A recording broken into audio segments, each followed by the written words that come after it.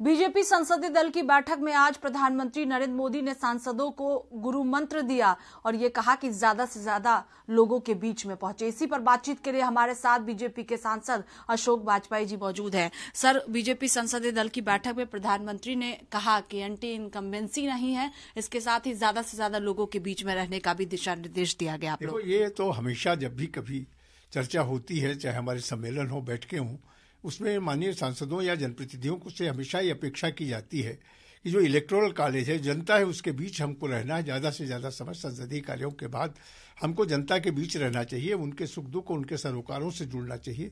तमाम जो देश सरकार की, भारत सरकार की, राज्य सरकार की जो कार्य योजनाएं हैं, जनता के हित में बनाई गई हैं, उन योजनाओं का लाभ जनता को मिल रहा है कि नहीं, इस संबंध में मार्गदर्शन हमेशा पार्टी के राष्ट्रीय अध्यक्ष और देश के यशस्वी प्रधानमंत्री जी का हम सांसदों को मिलता रहता है। उसी क्रम में आज भी राष्ट्रीय अध्यक्ष जी का भी मार्गदर्शन था कि हमारे जितने भी जनप्रतिनिधि हैं उनको सत्र के बाद जनता के बीच जाना चाहिए। और ये जो बजट आया है, मैं समझता हूँ 140 करोड़ जनता के हित में कोई ऐसा वर्ग नहीं है समाज का जिसके कल्याण की कोई योजना इस बजट में न हो। तो कम से कम इसकी चर्चा उनके बीच होनी चाहिए। किस राज्य के लिए किन किन योजनाओं का लाभ मिलेगा, उस सब राज्य के भी सांसदों को इसकी चर्चा अपने लोगों के बीच में हमेशा करनी चाहिए, ताकि लोग अवेयर हो सके, समाज का बुद्धिजीवी जान सके कि बजट में क्या क्या प्राथमिकताएं हैं और बजट कैसे हमारी जो एक तरीके से जो अमृत काल का बजट है अपने में कैसे अभूतपूर्व है। ये अभूतपूर्व बजट है, तो इसकी चर्चा लोगों को जानकारी इसकी होनी चाहिए। ये मार्गदर्शन सदैव से मिलता रहा है।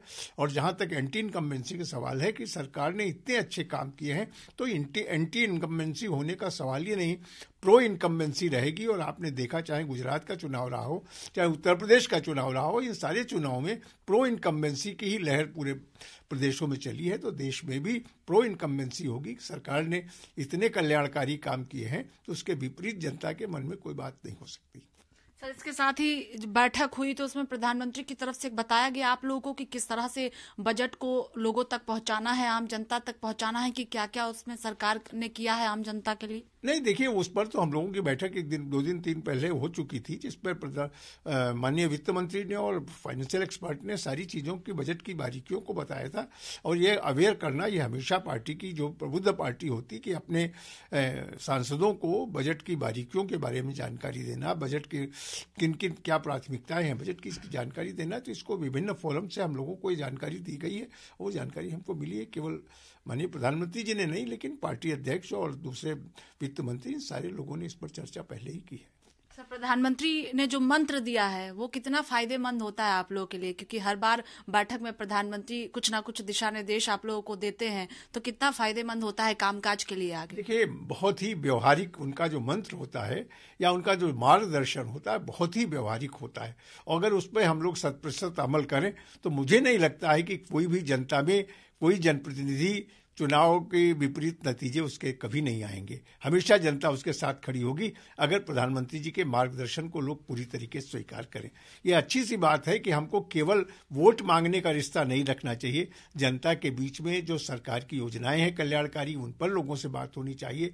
हमारी नई पीढ़ी है जो खेल कूद में उसकी अभिरुचि बढ़े, और इसके लिए खेल कूद प्रतियोगिताओं का आयोजन होना चाहिए विभिन्न कार्यक्रमों के माध्यम। जैसे एक बार मोदी जी ने कहा था कि हमारे जो बच्चे हैं, उनका जो स्वस्थ बच्चे, उनका एक कंपटीशन होना चाहिए संसदीय क्षेत्र में अलग अलग जगहों पे, ताकि माता पिता ये समझ सकें कि हमारे बच्चों को स्वास्थ्य को लेकर के भी सरकार की या चिंता है क्षेत्रीय सांसद की, और स्वस्थ बच्चों की प्रतियोगिता कराई जाए।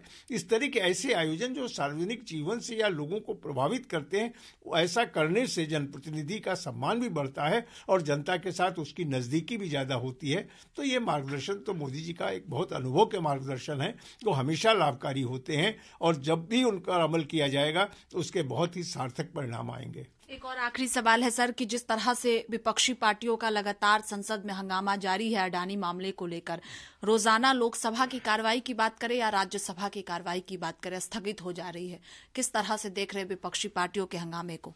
एक बात बताऊं आपको, आप केवल इस सत्र की बात नहीं, पिछले सत्रों में भी देखें, विपक्ष कभी गंभीर नहीं रहा है किसी विषय पर चर्चा करने के लिए।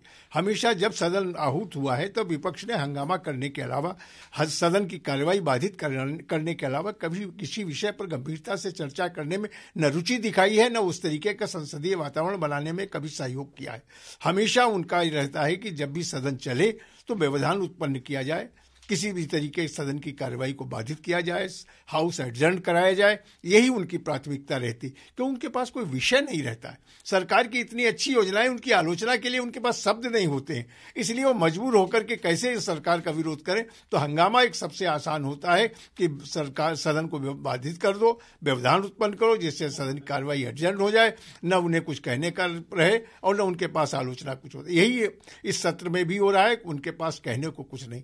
जबकि लोकतंत्र में राज्यसभा, लोकसभा सबसे बड़े ऐसे मंच हैं जिससे हम देश के 140 करोड़ लोगों की बात, उनकी समस्याओं की चर्चा कर सकते हैं, उनके लिए समाधान के लिए हम लोग कहीं सहमति बना सकते हैं, कोई रास्ता निकाल सकते हैं। बजाय उस कीमती समय का उपयोग जनहित में हो, उसको केवल बाधित करने के लिए और व्यवधान को भेंट चढ़ा दिया जाता है। ये हमारी विपक्ष की रणनीति है, ये बहुत दुर्भाग्यपूर्ण है। बहुत शुक्रिया बातचीत के लिए। देखिए, साफ तौर पर कहना है कि बीजेपी संसदीय दल की बैठक में सांसदों को गुरु मंत्र प्रधानमंत्री ने दिया है और इसके साथ ही ये भी पीएम ने कहा कि एंटी इनकम्बेंसी देश में नहीं है और ज्यादा से ज्यादा लोगों के बीच में पहुंचने का दिशा निर्देश भी प्रधानमंत्री की तरफ से दिया गया है। कैमरा पर्सन राहुल के साथ स्वाति पाठक, भारत समाचार, दिल्ली।